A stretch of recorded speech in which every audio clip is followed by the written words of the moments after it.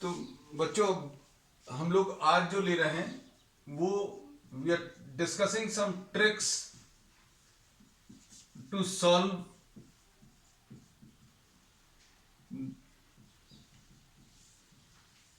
Determinant problems. ये particularly जो है मल्टीपल ऑप्शंस टाइप के क्वेश्चंस के लिए बहुत इंपॉर्टेंट है, ऑब्वियसली नॉट फॉर बोर्ड। और एक चीज हमेशा याद रखना, ट्रिक्स अभी हम सिखाते भी हैं तो भी there is no shortcut to success, आपको मेहनत करनी पड़ेगी, but these will be very useful in some problems, है ना। तो अब इसको लेने के लिए दो चीजें अभी हम लोग आज डिस्कस करने वाले, दोनों ही बहुत काम की हैं। एक है इसमें जो अभी हम लोग छोटी क्लासेस में पढ़ते थे, फैक्टर थ्योरम। फैक्टर थ्योरम का यूज डिटर्मिनेंट्स में कैसे होगा वो देख लो अच्छे से। इसको एक एग्जांपल की मदद से क्लियर कर देना। जैसे सपोज फॉर एग्जांपल आपको कोई क्वेश्चन दिया हुआ 1 1 और 1, और ये ए बी और सी, और A square B square and C square. इसमें आपको इसके 4 ऑप्शंस दिए रहेंगे। इन 4 ऑप्शंस में से कौन सा करेक्ट है वो बताना है। तो फैक्टर थ्योरम में सबसे पहली चीज तो अभी हम लोग क्या करते हैं कि आप कुछ जैसे ये कोई पॉलिनोमियल दिया हुआ है तो आप x की वैल्यूज रखकर देखते थे, जिसमें ये 0 में कन्वर्ट हो जाए। जैसे x इक्वल टू 2 रखने पर ये 0 में कन्वर्ट हो जाए तो x माइनस 2 एक फैक्टर बोलते थे अभी हम लोग। अब इसी चीज का अभी हम लोग यूज करेंगे फैक्टर थ्योरम का। कैसे? जैसे सपोज फॉर एग्जांपल सब्स्टिट्यूट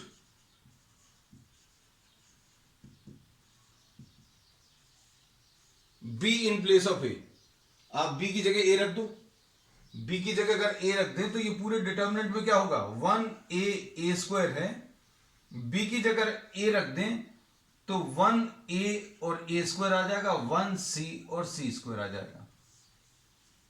हमको ये सारी चीजें बताने के लिए ये लिखना पड़ रहा है, लेकिन ये सारे कैलकुलेशंस आप मन में कर सकते हैं कि भाई b की जगह अगर a रख देंगे तो क्या हो जाएगा, 1a स्क्वायर, ये भी 1a स्क्वायर आ जाएगा। तो इस फैक्टर थ्योरम के बेसिस पर जो अभी हमने यहां पर बताया, हम लोग बोल सकते हैं कि a minus B will be one of the factors. This converts into 0, therefore a minus B is a factor.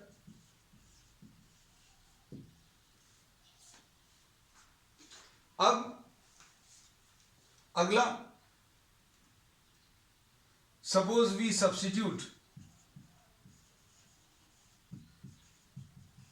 b equal to C. आप b की जगह c रख दीजिए। b की जगह अगर c रख देंगे तो कितना आ जाएगा, 1c और c स्क्वायर।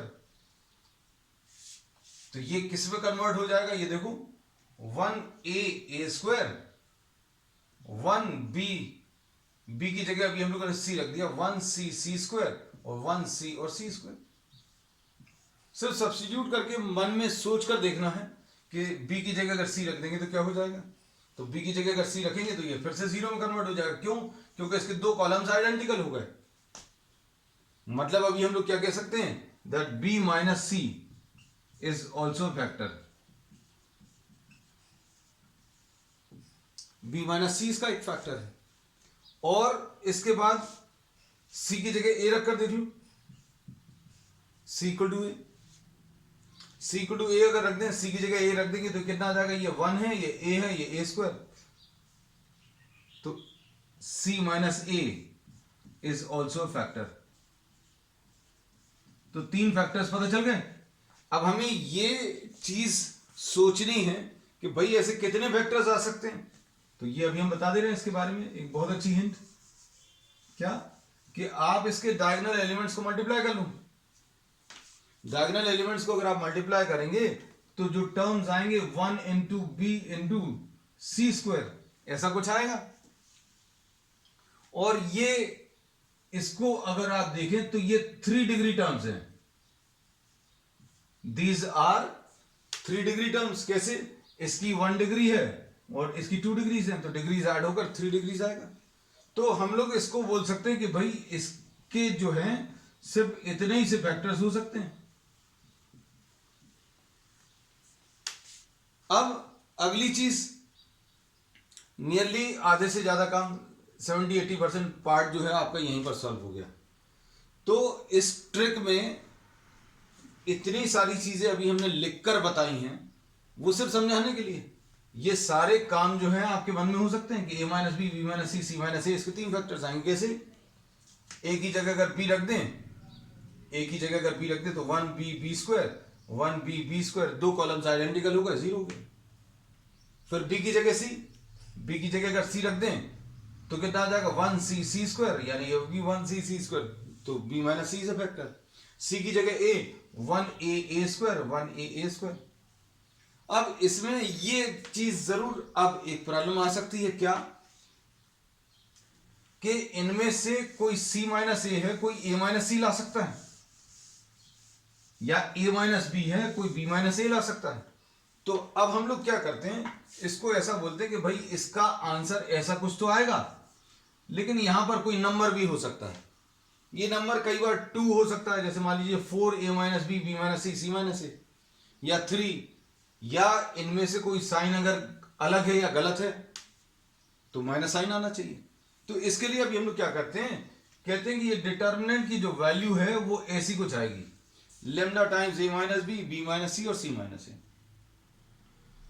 अब ये लेमडा कैसे मिलेगा, तो उसका एक तरीका है, आप a की कुछ भी वैल्यू, a की वैल्यू सपोज 0, b की वैल्यू सपोज 1, c की वैल्यू, आपको इसकी जगह जो वैल्यूज लेनी 1 2 3 लेना, 1 2 3 ले सकते हो। अब 1 1 और 1 मत लेना, वैल्यूज सिलेक्ट करने में थोड़ा सा दिमाग लगाकर काम करना। a की वैल्यू 0, b की वैल्यू 1 और c की वैल्यू -1। सब्स्टिट्यूट करके चेक करके देख लो, ये कितना आ जाएगा 1 0 और 0। इधर पर कितना आ जाएगा, b 1 है, ये b की वैल्यू कितनी है बेटा, b की वैल्यू इसमें 1 है और ये 1 है, 1 -1 और 1 is equal to lambda times, right side में कितना आ जाएगा, लेमडा टाइम्स ये 0 -1 b माइनस सी, माने 1 माइनस -1 और c माइनस ए, मतलब -1 -0, ऐसा कुछ आएगा। अब दोनों तरफ की क्वांटिटीज को आप सिंप्लीफाई कर लो। सिंप्लीफाई करने का तरीका ये देखो, ये तो डायरेक्टली हो जाएगा, और नहीं तो अभी हमने आपको एक रूल बताया, एक शॉर्ट ट्रिक बताई है डिटर्मिनेंट भी सॉल्व करने की, उससे बहुत आसानी से हो जाएगा। ये सॉल्व करने में कितना आ जाएगा, 1 + 1 2 आ जाएगा, is equal to lambda into -1 into 2 into -1। तो इसको अगर आप देखें तो ये माइनस और माइनस प्लस हो जाएगा, 2 और 2 कैंसिल होगा, तो लेमडा की वैल्यू 1। तो इसका आंसर कितना आ गया, 1a a square, 1b b square, 1c c square, इसकी value a minus B, b minus C और c माइनस ए, ऐसा कुछ आएगा। एक तो ट्रिक ये है फैक्टर थ्योरम, इसमें एक प्रॉब्लम और अभी हम डिस्कस कर ले रहे हैं।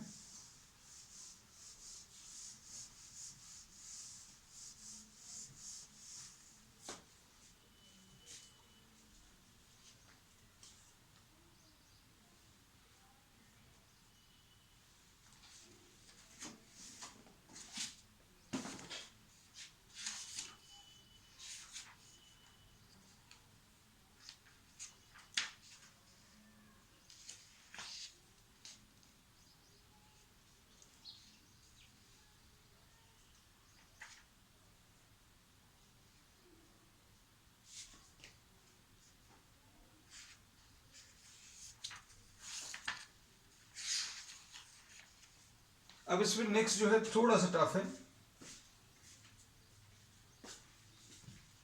a minus x whole square, a minus y whole square और a माइनस जेड का whole square, b minus x whole square B minus y whole square और बी माइनस जेड का होल स्क्वायर, फिर C minus z, C minus x का whole square और C minus y का whole square और C minus z का whole square. इसके factors बताने हैं। इसके फैक्टर्स अगर आपको बताने हैं तो अभी हम लोगों को यह मालूम होना चाहिए कि ये इसमें कितने फैक्टर्स आएंगे, कितने डिग्री के टर्म्स आएंगे। तो अब हम लोग क्या करेंगे, इसके डायगोनल एलिमेंट्स को मल्टीप्लाई कर लो। डायगोनल एलिमेंट्स अगर मल्टीप्लाई करेंगे तो a minus x whole square ये 2 डिग्री टर्म्स है, फिर b minus y whole square ये भी 2 डिग्री टर्म्स है और c माइनस जेड का होल स्क्वायर ये भी 2 डिग्री टर्म्स है। तो मतलब टोटल 6 डिग्री टर्म्स आएंगे, मतलब 6 फैक्टर्स हो सकते हैं, लीनियर फैक्टर्स अगर हों। तो अब हम लोग क्या करेंगे, ट्रायल एंड एरर से। ट्रायल एंड एरर से मतलब हम लोग वैल्यूज रखकर देखें। जैसे a की वैल्यू अगर b रखें, a की वैल्यू b अगर रख दें, a की जगह अगर b रख दिया तो कितना आ जाएगा, b minus x whole square, ये b minus y whole square और b minus z whole square. अगर a इक्वल टू b रखा तो R1 एंड R2 आइडेंटिकल हो जाएंगे। a की जगह अगर b रखा तो b minus x whole square, b minus x whole square. a की जगह b रखा तो b minus y whole square और b minus y whole square. इधर b रखा तो b minus z whole square और b minus z whole square. तो इसके बेसिस पर अभी हम लोग क्या कह सकते हैं कि a माइनस बी इसका एक फैक्टर है। ये फैक्टर थ्योरम से कह सकते हैं कि a इक्वल टू बी रखने पर ये किस में कन्वर्ट हो गया, 0 में कन्वर्ट हो गया। अब ऐसे ही b इक्वल टू सी रखो, b की जगह अगर c रखेंगे तो c माइनस एक्स, ये c minus x, c minus y, c minus y, तो b माइनस सी भी आ गया। c की जगह a रख दो, c की जगह a रखेंगे तो a minus x whole square, a minus y whole square, a minus z whole square, तो c माइनस a भी एक फैक्टर आ गया। x की जगह y रख दो, ये आप थोड़ी सी प्रैक्टिस करेंगे तो सारी चीजें आपको दिखने लगेंगी। x की जगह अगर y रख दे तो y और y, a minus y whole square, a minus y whole square, b minus y whole square, ये भी b minus y whole square. तो x की जगह अगर y रख दें, पूरे में रखना है, पूरे में x सिर्फ यहीं पर है, तो x की जगह अगर y रखेंगे तो c1 और c2 ये आइडेंटिकल हो जाएंगे। तो क्या आ जाएगा, x माइनस वाई एक फैक्टर आ गया। फिर उसके बाद y की जगह z रख दो, y की जगह z रखेंगे तो a माइनस जेड और a minus Z, b minus Z और ये भी b minus Z, c minus Z और ये भी c माइनस जेड। तो y माइनस जेड भी इसका एक फैक्टर आ गया। इसी टाइप से z की जगह अगर आप x रख दो तो a माइनस जेड की जगह अगर x रखें तो a माइनस एक्स का होल स्क्वायर और a minus x whole square. z की जगह x रखने पर क्या होगा, c1 एंड c3 आइडेंटिकल हो जाएंगे।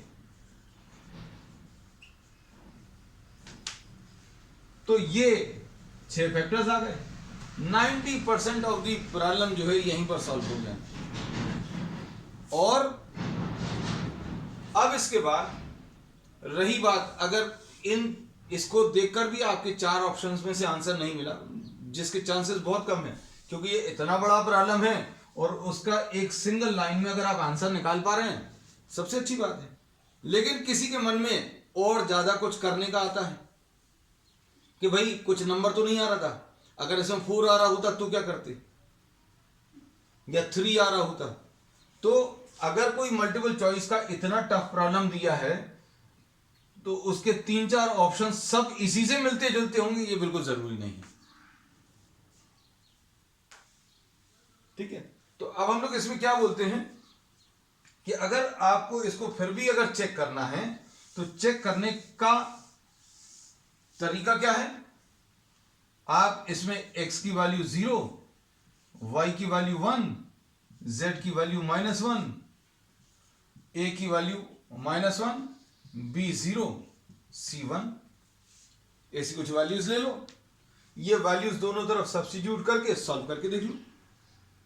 सॉल्व करना बहुत मुश्किल नहीं है, आपको देखकर ऐसा लग रहा हो अरे यार ये तो 5-6 वैल्यूज हैं, तो ये 5-6 वैल्यूज इस सबको सॉल्व करने से ज्यादा अच्छा है। आपको इतना बड़ा डिटर्मिनेंट अगर प्रूव करना है या 4 ऑप्शन में सही चुनना है तो ये वैल्यूज ज्यादा आसान है। a माइनस एक्स अगर आप देखो तो ये नंबर्स अभी हमने जानबूझकर छोटे से लिए। अगर आप इसे 1 2 3 ले लें तो भी आंसर आएगा, 2 3 4 लेंगे तो भी आंसर आएगा, लेकिन 1 0 और -1 हमें पसंद है पर्सनली। रीजन ये है क्योंकि इससे कैलकुलेशंस बहुत ज्यादा बड़े नहीं आते। और 1 1 1 क्यों नहीं ले सकते ये भी अभी हम पहले डिस्कस कर चुके हैं। जैसे a माइनस एक्स अगर आपको लेना है तो -1 -0 का होल स्क्वायर मतलब यहां पर 1 आ जाएगा। b माइनस एक्स, देखो नंबर्स बहुत छोटे हैं, c माइनस एक्स यानी 1, ऐसे कुछ नंबर्स आएंगे। तो दोनों तरफ नंबर्स सब्स्टिट्यूट करके अगर किसी को ये लैम्डा निकालना तो वो भी निकाला जा सकता है। और ये लैम्डा कैलकुलेट करने का प्रोसेस अभी हम आपको पिछले प्रॉब्लम में डिस्कस कर चुके हैं।